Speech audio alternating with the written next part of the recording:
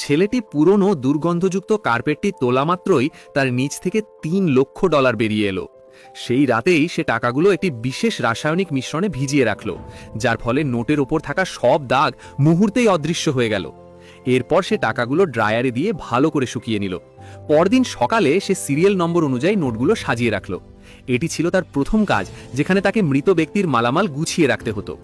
সেখানে এক বৃদ্ধা নারী থাকতেন, যার মৃত্যুর প্রায় 1 মাস পর মানুষ জানতে পেরেছিল। ছেলেটি সেই বৃদ্ধার ছবি এবং তার জীবনের গুরুত্বপূর্ণ স্মৃতিগুলো যত্ন করে একটি বক্সে তুলে রাখল।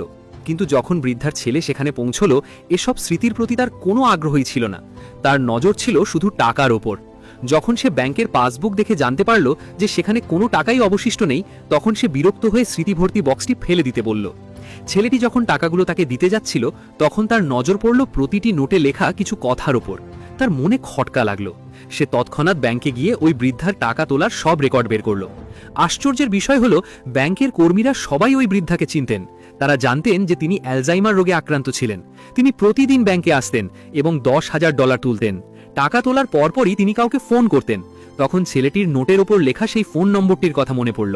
যখন সে নম্বরটিতে কল করল, তখন অপর প্রান্ত থেকে ফোনটি ওই বৃদ্ধার ছেলেই ধরল। কিছুক্ষণ পর যখন ছেলেটি তার মায়ের মালামাল নিতে এলো, তখনও তার চোখ টাকার ওপর থেকে সরছিল না। কাজের ছেলেটি তাকে থামালো এবং তার সঙ্গে বাইরে আসতে বলল।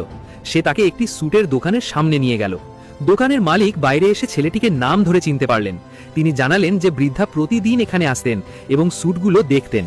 তিনি বলতেন তার কাছে অনেক টাকা আছে এবং তিনি তার ছেলের জন্য এই স্যুটটি অবশ্যই কিনবেন। তাই তিনি দোকানদারকে অনুরোধ করতেন স্যুটটি যেন অন্য কারো কাছে বিক্রি না করা হয়।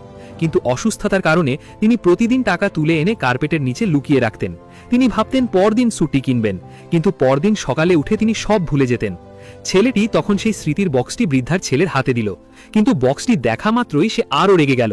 সে রাগ করে বক্সটি মাটিতে ছুঁড়ে ফেলে পা দিয়ে মারিয়ে দিল। কিন্তু যাওয়ার সময় হঠাৎ তার নজর পড়ল একটি সোয়েটারের ওপর। এটি সেই সোয়েটার ছিল যা সে তার প্রথম উপার্জনে টাকা দিয়ে মায়ের জন্য কিনেছিল। তার মা কোনোদিন সেই সোয়েটারটি পরেননি, বরং সব সময় যত্ন করে গুছিয়ে রাখতেন। তিনি সব সময় চাইতেন তার ছেলের জন্য একটি দামি স্যুট কিনতে। তখন ছেলেটি তার মায়ের ভালোবাসার গভীরতা বুঝতে পারল। তার উপলব্ধি হলো, সে যে সম্পদের পেছনে ছুটছিল তার চেয়ে কয়েক গুণ বেশি দামি ছিল তার মায়ের নিঃস্বার্থ ভালোবাসা।